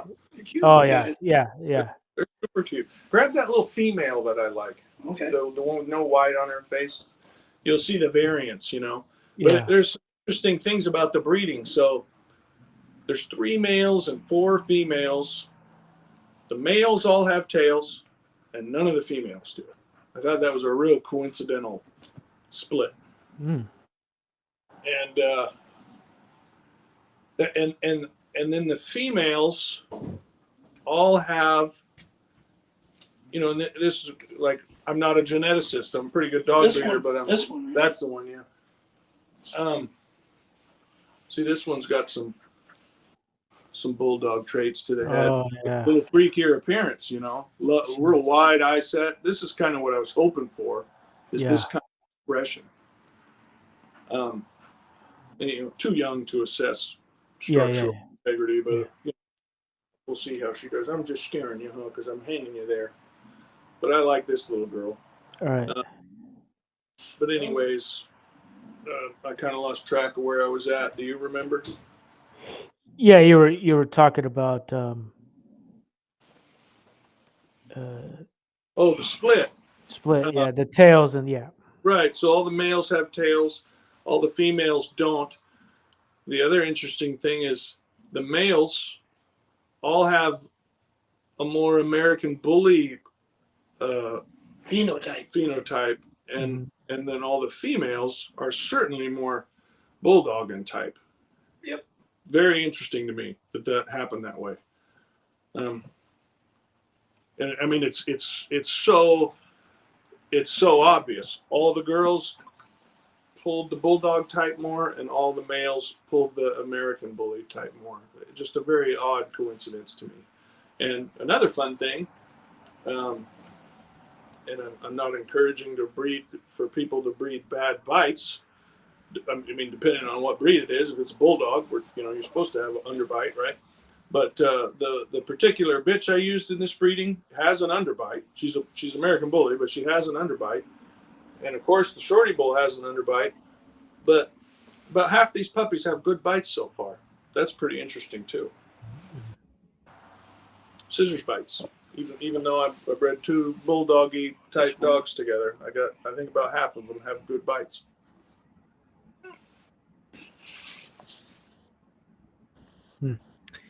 Yeah, I like the idea. I really do. I think well, I think it's a good thing for the community to see as well, like you were talking about. Well, I mean, we already know in the bully community, there's so many things that have gone on that are lots of paper hanging, tons of that stuff. You know, the pedigree that you're looking at, you know, when you're looking at your paperwork, it's probably true the first few generations, but when you start getting back to the beginning of it all, there was certainly all kinds of things going on that built the breed, and it's not necessarily a bad thing. It's just the point is we don't really know what the actual truth is, and I don't really, oddly, I don't even really see that much dishonor in it because it was a new breed being built anyway. It's not everybody's business to know, but it's here now. But that's why I wasn't. You know, it'd be real easy for me to paper hang those puppies, and no one would know. You know, that first puppy I brought out, I could paper hang that puppy and bring him to the bully shows and win. He's a good looking puppy. But that's not my way. I'm not going to do that. But it's sort of an example of taking 2 specimens from different directions and putting them together. It's already been done many times, but I'm just being honest about it and hoping that someone learns something from me. You know, use good specimens when you're putting the dogs together, and that's the issue I have with the exotic community is it's time and time again there's this acceptance of you don't want to line breed catastrophic problems.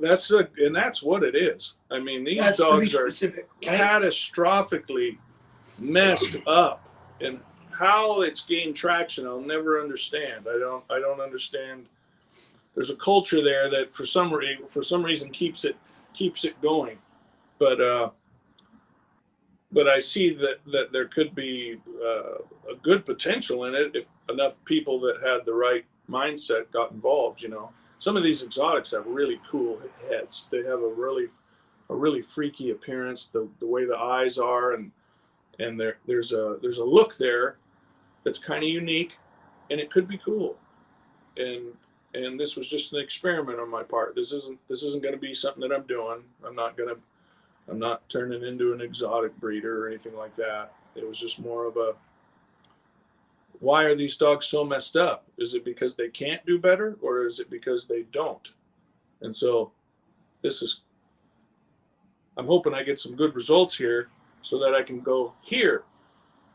This is something that kind of has that appearance, but it's good. There's virtue here. So do better. That's all. You know, just do better. What's wrong with doing better? Because the whole community is doing a bad job, and I'm not afraid to say that at all. I mean, that's just a fact. The community as a whole is doing a really bad job. I'd say that about American bullies too. The community as a whole is doing a really bad job. There's a tiny little group of people that's doing a good job. Good job for them. But as a whole, they're doing a bad job. And it just, oddly, it makes it really difficult for people that are new, that are trying to come in, and they have every intention of doing a good job, and they fail because everything that was done before them was poorly done. So it's a conundrum. That's a lot of breeds, though. It is. You're right. I mean, that you could say that about Mastini too, to a point. You could, but like you go to an AKC show or something, and you look at 90% of the dogs out there, they are well-bred canines. They are. Sure. I mean, that's a level of professionalism that they're well-bred canines, and it gets more and more difficult to do a good job when you're dealing with more extreme breeds. That just makes sense. That's a harder thing to accomplish. It's not hard to breed a beautiful Labrador. It's not. You just go buy some really good ones, and you'll get some good specimens out of it. But when it's a conventional looking dog, is what I'm saying. But then you get into the more extreme stuff, and then it gets a lot more difficult, and that makes it fun. But well, the uniqueness per subject. Every subject's a bit unique. You can go into a good poodle ring, and you could barely discern between the animals half the time. You'd have to be an expert. Like, yeah, I mean, if you have a good lineup of poodles, you have to be an expert in poodles to tell the difference between 5 and 1. Right. Well, yeah. But if you're getting into the more extreme looking breeds, there's always variance, and there's probably always going to be, and that's the beauty of it. I think it should be, though. That's the art of it. Yeah, that's the beauty of it. But there's no excuse for 90% of the dogs at the show to have fucked up hock joints. That is terrible. Think about that. It should be the other way around. There should just be a few specimens that are fucked up. It's funny. I used to never swear when I was younger, and now I swear all the time, and it's wonderful. It's wonderful. Well, it's totally backwards, And this is a message to the bully community as a whole, whether it's exotics or American bullies, any of the bully breeds that we have at the bully shows, no matter what registry it is. It's always bad, and it's your fault for not doing a better job. Do a better job. And there are good specimens out there, so use those. That's all. Just use those. Use the good ones. And we're still going to have failures because there's just this pool of genetics now that's messed up. And so, there's with any breed, you're going to have specimens that just aren't what you want. And that's just the nature of breeding. But don't breed those dogs. That's all. Those are the ones that you go fix. But they're not fixed, What's funny is that it's good. Yeah. What's funny is when I first interviewed you, I was less into American bullies. I was kind of more down on the community. Were you? Yeah, mainly because, and I'm agreeing with everything you said. I totally agree with what you said, 100%. But just remember, we're talking about as a whole. There's good people and there's good, but the big picture is not good. No, and I agree with you 100%. Yeah. But what for me is they were less honest with what was going on. I think I see more honesty, and I see more people, not enough to maybe make a difference right now, but I see more people that are actually trying to do better things. And I just interviewed a gal that I don't know the inner workings.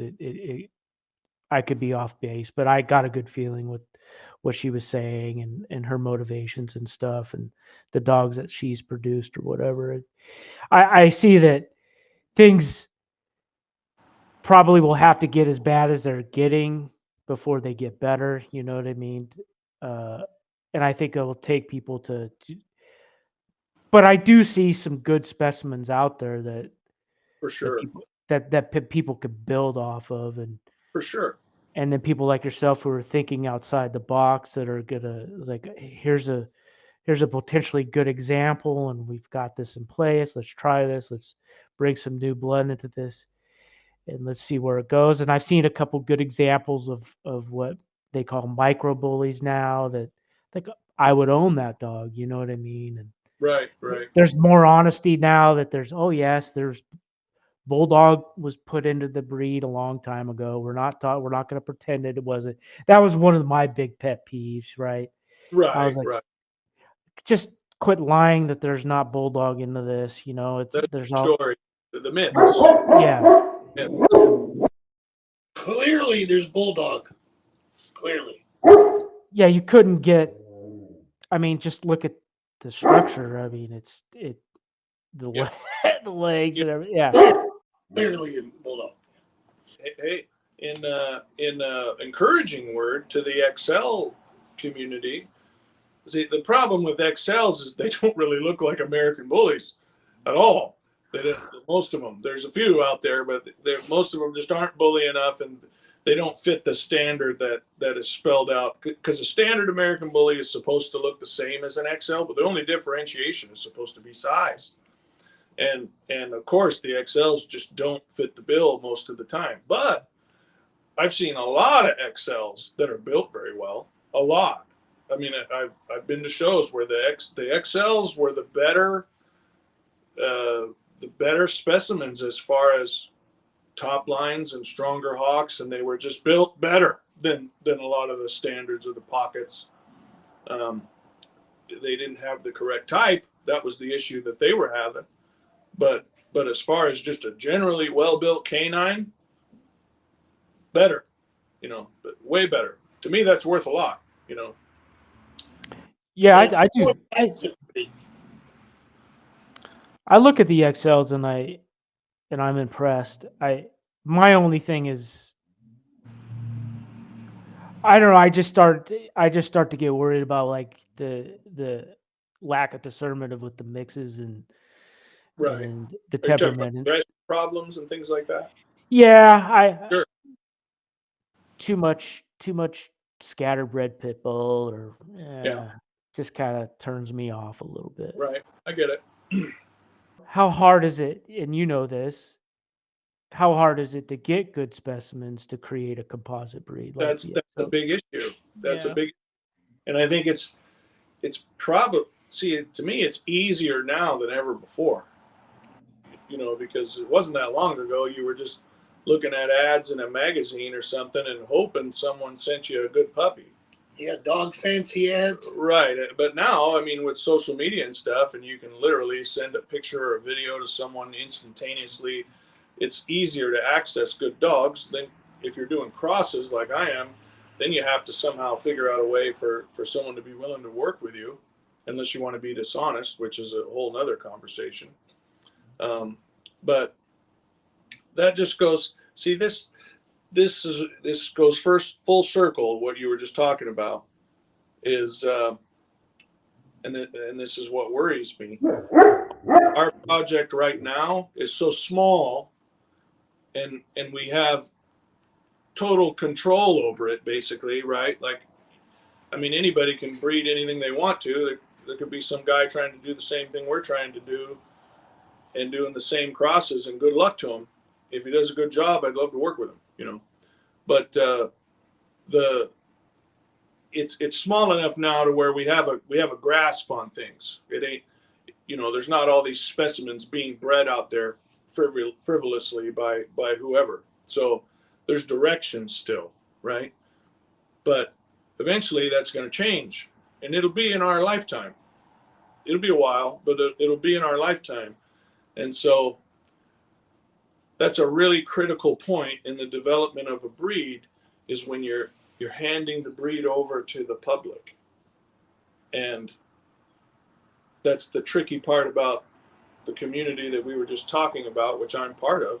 I'm part of the American bully community, and the community as a whole has not done a very good job. Whereas when I look at the community as a whole of and there's downsides to everything, I get it, but like,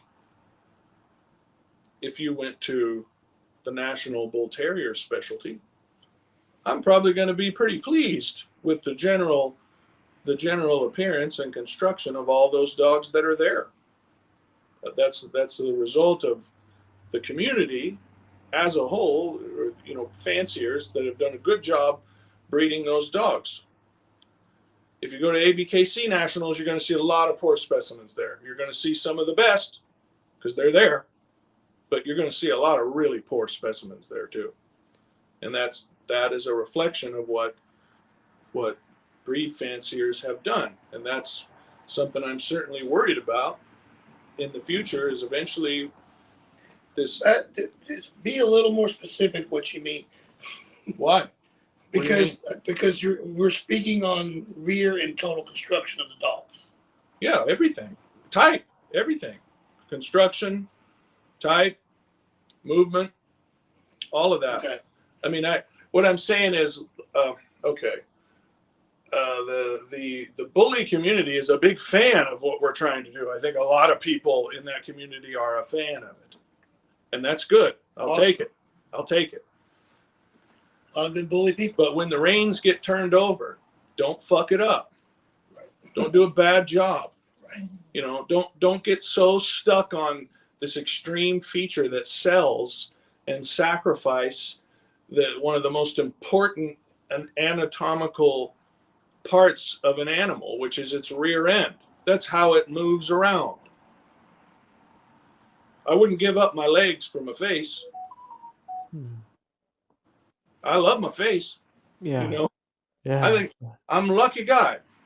I got a beautiful face, but I wouldn't give up legs for my face. I would certainly take it down a few notches to keep my legs. I got great legs too.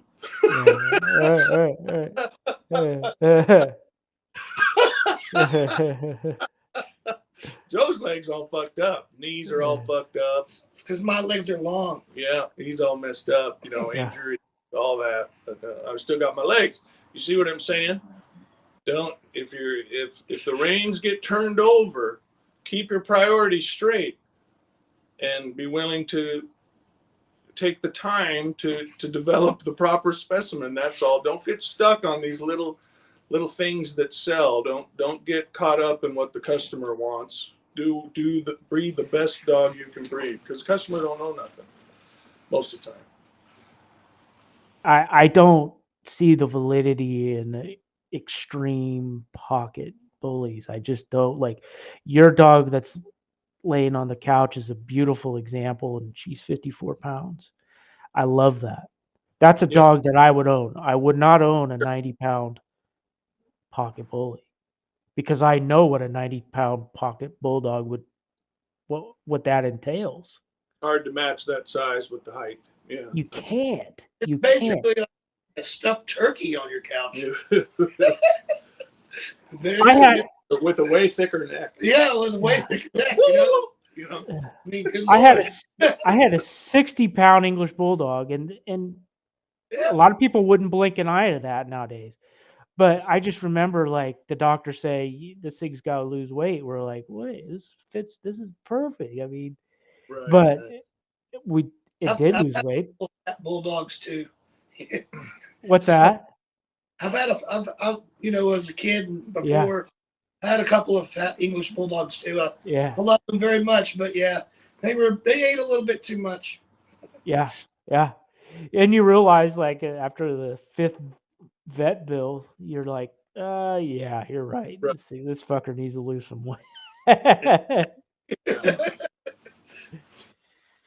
But yeah, I mean, that's to me where I feel like, and I find we talk about we talk about the consumer and the breeder. I'm like, it's hand in hand here. It's like the breeders. This is what I ended up with, so I'm going to push it, and then the consumer says, "Oh, this is what they're pushing, so it must be good."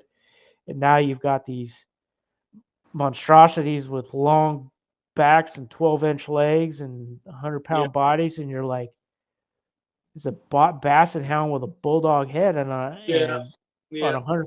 I'm like, I'm not into it. That's what I see as an American bully right there. You know what I mean? And she's got her championship title and all of that. Yeah. But I didn't really push her super hard in the ring. I think she's only lost to another female once. Yeah. Out of 5 shows or something like that, but she would always get beat out by a bullier male, you know. And that's the fine line. We love the bully, but I get that. It's hard for a female to excel in the American, the males are typically, and that makes sense just because of what the desired goal and all that. She produces herself too, like her type. Big time, yeah. Like she has old Blue Rigno and Dozer out there. What's up, True?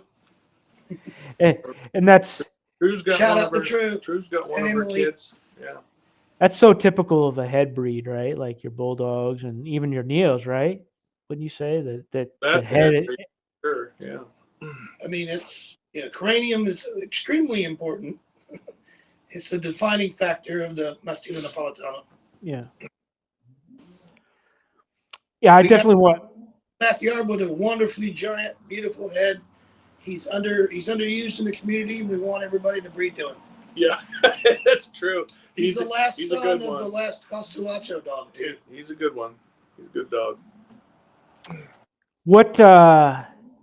What's lacking in the Neo world as far as like structure and stuff? I want to say, well, what I'm seeing now is I want to see bigger craniums because some of the old school guys have gone, and I think there needs to be a more focus on cranium size.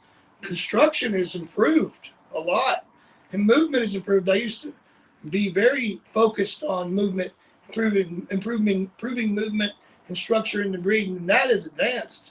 I would say the heads have weakened, and the overall construction is advanced. And actually, another thing that's helped out a lot is that the hearts have gotten better.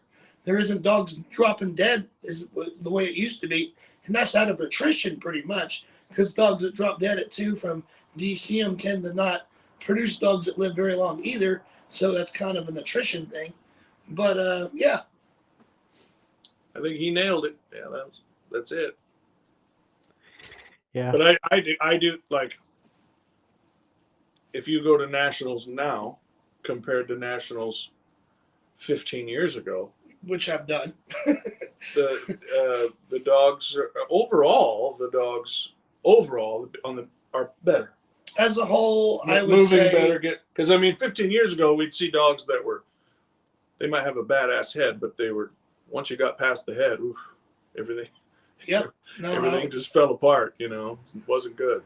I would say, at least in America, the American dogs are in a good place overall. I would put it, you know, and I would credit Rachel to a lot of it, and then some of the other guys too. But you know, I just leave it at that.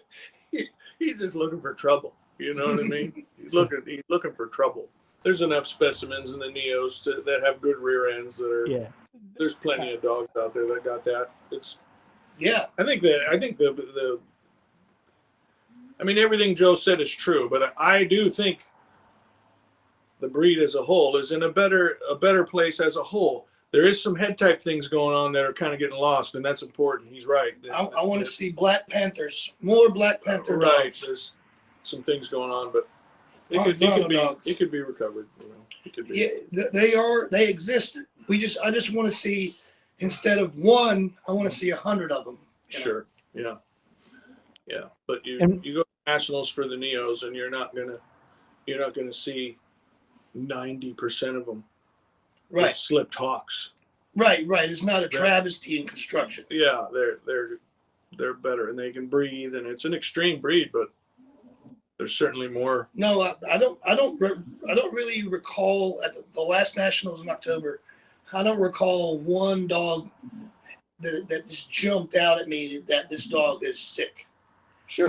Yeah. And I mean physically in their joints and everything, like truly messed up. This dog should not be here. Right. Good. Yeah. There's nothing that hit me. Yeah. And I will admit, 15 years ago, I'd see a couple. Yeah. But you go to a bully show and there'll be a bunch of dogs like that. Sure. Shouldn't be here. But then you don't have a show. That's the problem. Right. You want to take entries and, you know. Right. You need the entries. That just shows you how many quality dogs there are out there. Not very many. But so anyway, just full circle. That's what I worry about. Is that happen with what we're doing, because it's any breed that's tough looking is attractive to a certain group of people, and that can be a problem if they're not breeding appropriately, you know. So just do it for the dogs. Don't get your mind set up into I don't know, doing something for money or doing something to be cool or whatever it is. I don't know. Just any breed. It doesn't matter if it's a poodle or a Neo or a bully, do the best that you can possibly do. Yeah, I mean, why wouldn't you? Whatever breed you're into, man, make a really, really good one. Yeah, make a good like, one. I mean, that one dog in St. Louis. There was this English in St. Louis those years ago, man. That dog was just insanity. I'll never forget that dog. That dog, I mean, he had to be 300 pounds. I don't know if he's that big, but he was up close. there. He was up there. Just and healthy. And just graceful. Just amazing flew dog. across that ring. Just an unforgettable sight. Yeah. So, Well, Sean, that's another thing, and I know you didn't have bad intentions in using that word, but that would be another example to me of something that the word product is not a good word when it comes to breeding dogs. It's a good word when you're manufacturing an inanimate thing. Then it's a product. I don't like people use it all the time. We were talking about it's a bully creator of a breed. We were talking about how that bothers me, the word product. And I know you didn't mean it in a bad way. It's just that word gets thrown out a lot when it comes to breeding dogs. And I don't love it because it's a living, breathing animal that has conscious thought, and it's not a human being. It ain't thinking on the same level that we do, but they certainly perceive things and think about things, and they have feelings. Dogs have feelings in their own realm, right? And so that's another terminology thing that I don't like is the word product for a puppy or a dog, because it is a conscious living entity, that lives a life of misery or happiness or whatever you want to equate that to in their conscious mind. So that goes back to, when you're a breeder, you want to breed the best specimen possible, but not all of them are going to be that way, right? They're not the best product, which I don't like that word, like we just talked about, but they're living, breathing beings that need care, and they need to be cared about, and so that's where we go back to, you need different kinds of people. You need people that want a pet, that just want a family member, an animal to bond with, and no interest in breeding whatsoever or showing or anything like that. You need those people. Very, very important. And then you also need people to continue the bloodline, so to speak. But I didn't bring that up to like correct you or anything. It's just one of those things that I've always noticed in the bully community, especially. It's not really a thing in right. If you're talking to poodle breeders, they're not going to say product. Yeah, they don't say yard and production. Right. That's a bully term. I find amusing. There's certain things. There's certain things where you were talking about mindset, Sean, and to me that is a mindset that is among certain people that I don't think is productive.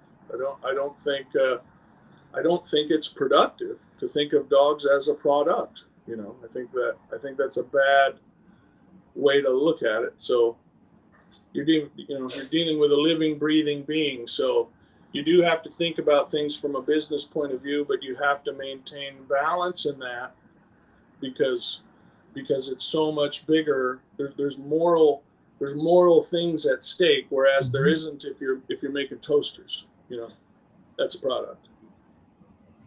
No, and I appreciate you saying that. It was well said. I totally. Well, you didn't mean it that way, but No, it's just. So I'm really correcting them, not you. No, it's definitely a type of vernacular that I use, but right. But I definitely use it more on the lines that you're thinking is definitely what's in my heart and my head. But it's just a word that universally. But you're right. There needs to be a certain mindset to it because it's an easy thing to just say because it's just said all the time. But and you can actually see people who say that word and actually mean it. They mean it that way. Yeah, it's a product. and you're getting the results of it when you're seeing some of the things that you're seeing, you know.